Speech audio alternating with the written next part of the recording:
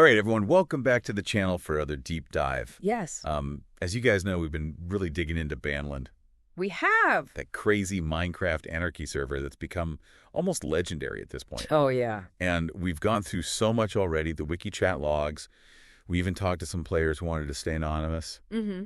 But today we're doing something a little different. That's right. We're going to be focusing on one specific source, an exclusive interview Yes, an exclusive interview. with a player named Stru100. Stru100. And let me tell you, this interview was like striking gold. Oh, yeah. This player was there from the very early days of the server, and their perspective on Ban.land's history is so valuable. Really is. And, you know, it really challenges some of the assumptions we might have from just looking at the other sources, Right. especially how things started out. Yeah. You know, when you think anarchy server, what do you picture? Oh, chaos. Immediate, like right. nonstop griefing right from the get-go. Exactly, for the second you spawn. Yeah. You're getting attacked. Exact. But Stru100 actually paints a very different picture of those early days. They do. They were surprised to find trees at spawn.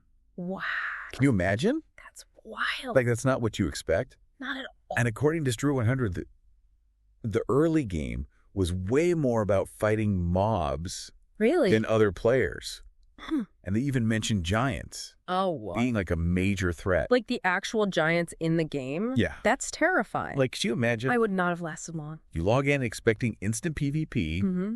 and instead you've got these massive, Yeah. larger-than-life Minecraft behemoth coming at you. Talk about a reality check. Total reality check. Like, it really makes you rethink those ideas of, like, what an anarchy server even is, you know? Yeah, for sure. Like, what are the actual threats? Absolutely. And even the signs of power back then were so different. Oh, so... Like today we think of, you know, crazy duped items. Right, right. All that kind of end-game stuff. Yeah. But Stru100 said that just having an elytra Really? made you like a god. Wow. You know, just being able to fly. Yeah, in a world where everyone's probably just trying to survive. Exactly. In Elytra, that's huge. You can scout, escape danger, show off. Yeah, you're king of the world. Yeah, it's wild. It's Yeah. really interesting to see how that gameplay evolved as the server matured. You know, it makes me think about how things change over time. Oh, yeah, for sure. Like, what was powerful then might be nothing later on. Totally. And speaking of evolving, Stru100 goes on to talk about being one of the founders of this base Oh, yeah. called the Imperial Citadel. The Imperial Citadel, I've heard of this. It was one of the first major bases on Ban.land. Wow. And it was built by Stru100, a player called Helios the Great, Helios the Great. and a few others. Okay. And what's really cool about the Imperial Citadel Yeah. is that it represents an early attempt at community building in this crazy world. That's really interesting. Right? It wasn't just about surviving anymore. Yeah. It was about, you know, creating something lasting, Right. working together towards a bigger goal. Wow. Building a community in anarchy. I know, it's kind of ironic, It is. but it's really cool. And they even built the first lava wall at spawn. Oh, wow. You know, those massive walls that players used to kind of control Right. or trap new players? Yeah. It seems like even back then, Yeah. those seeds of like power dynamics were already being planted. Yeah, like that desire for control and influence. Did it just come naturally? Oh. Or did it develop as the server grew and the stakes got higher? That is a great question. It is. And I think it's one that we're going to keep coming back to Yeah, as we dig deeper into Stru100's story. definitely. But now here's where things get really interesting. Oh, okay. I'm intrigued. Remember with Admin.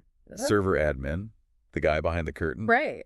The mysterious figure. Well, Stru100 actually had some personal interactions with him. Oh, wow, really? And they weren't just like quick little encounters either. Oh. Apparently, Wide was actually pretty active on the server, Huh. especially in the early days. Interesting. And he even joined in on the fun sometimes. That's cool. But get this, Stru100 claims that you could bribe Wide with cheese sticks, Wait, like actual cheese sticks. cheese sticks. I know it sounds crazy. That's so bizarre. That's what they said. So, like, what does that even mean? I don't know. Was it a joke? Huh. Or was he actually, like, really into cheese sticks? Maybe. It really makes you wonder about his personality. You know, like, Yeah. what kind of admin takes bribes and cheese sticks? Right. Was this common knowledge among the players? You would think so, right? Like, did it influence how they interacted with him?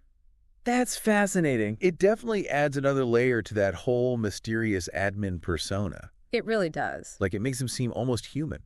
You know, Right. it's like even in this world that was supposedly governed by anarchy, Yeah. There were still these human elements at play. Exactly. Personalities, relationships, inside jokes. Yeah. Yeah, it makes Ban.land feel a lot more real, It does. a lot more relatable. Absolutely. Now, speaking of unexpected, Oh, there's more. Stru100 also mentions these temporary servers that Land would set up. Temporary servers. Whenever there was a Minecraft update, Okay, I'm listening. these temp servers, Yeah. absolute mayhem. Only. Everyone just went wild. Wow. Even allies turned on each other. So it's like all bets were off. Totally. Why do you think that is? I mean, I guess because they knew it was temporary, Right? right? Like it was just a stopgap until the main server was updated. Yeah. So you'd think there wouldn't be any lasting consequences. Right. But maybe that's what fueled the chaos. Yeah. The fact that nothing really mattered. Mm-hmm. That any action could be undone. Exactly. It's like a contained experiment in pure, unadulterated mayhem. Wow. Like a petri dish of anarchy? I like that petri dish of anarchy, Yeah. Like, did it change how people played on the main server? right? Did they bring that chaos back with them? It's a fascinating thought, isn't it? All right, so let's move on to one of the most legendary figures in Ban.land history, Oh, okay. Who are you talking about? Supreme Tech. Oh, yeah, Supreme Tech. We've talked about him before, but Stru100 actually had some personal interactions with him, Interesting. even though they weren't very active during his, rise to power. Okay, so what did they say about him? Well, it's interesting because it adds a whole new layer to the whole Supreme Tech saga. Right, like he was such a complex figure. Yeah, he was. This guy who brought order to an anarchy server, I know, it's crazy. then just vanished. And left behind this legacy that people are still arguing about today. Exactly. And Stru100's account just deepens the mystery even further. Really? How so? Because even at the height of his power, Supreme Tech was still really involved in the technical side of the server. Like the coding and stuff. Yeah, their last conversation was about nether highways Huh. and a mod client that Supreme Tech was coding. Wow, so he was like a leader, a strategist, a builder, and a programmer. All at the same time. It really challenges what we think of as a powerful player. Yeah. You know? Right, it wasn't just about brute force or dominating others. It was about understanding the game itself. And being able to manipulate it. Wow, like a true hacker mastermind. Yeah, but instead of causing chaos, Right. he was trying to shape Ban.land into something different. Fascinating. Whether that was good or bad is still up for debate. Well, speaking of good and bad, Oh, here we go. let's talk about another player with a big reputation. Alpha Cheater. Oh, boy. Now, based on everything we've looked at, Yeah. you'd probably assume he was like public enemy number one, Right, the ultimate villain. the bad guy. Yeah. But Stru100's perspective changes things completely. Really? How so? They were allies Yeah. of Alpha Cheater. Is it I know, it's crazy. that completely changes everything? It does, right? So the supposed villain Yeah, was actually working with someone who helped to build one of the first major bases. exactly. That's wild. And to make things even more confusing, Alpha Cheater was a member of the Imperial Citadel for a while. Seriously? Yeah, remember that base that Stru100 helped found? Right, yeah. So we have these two seemingly opposite figures, Yeah, Supreme Tech, the order guy, and Alpha Cheater, the chaos guy. somehow connected through this shared history. Wow. It really shows how complex those relationships were. Oh, yeah. Alliances weren't always clear-cut, It was less about good versus evil. and more about navigating this constantly shifting world of power. It reminds me of like real-world politics. Yeah, you've got backroom deals, shifting alliances. It makes you realize that these players were more than just their in-game personas. They were real people with their own goals and motivations. And Ban.land was the stage for all of it. Exactly. So where did Stru100 go after the Imperial Citadel? Well, they were part of several other factions. Okay, like which ones? Britland and Hollowed Babylon. Wow, so they really got around. They did. It shows how interconnected everything was. Yeah, players weren't tied to one group for life. Alliances formed and dissolved. It was constantly changing. And that probably made the server even more unpredictable. Right. You never knew who to trust. Speaking of unpredictable, Oh, boy. there's one event that really shook things up on Ban.land. Yeah. The dupe era. Oh, yeah. The era of unlimited resources. Duping changed everything. It really did. When players figured out how to duplicate items, it was like a whole game change. Right. Suddenly you could have infinite diamonds, netherite, anything you can imagine. Exactly. And Stru100 actually argues that duping changed the very nature of Ban.land. Really? Yeah, they say it made resources meaningless. I mean, think about it. It's crazy. In a world where you can instantly replace anything you lose, Mm-hmm.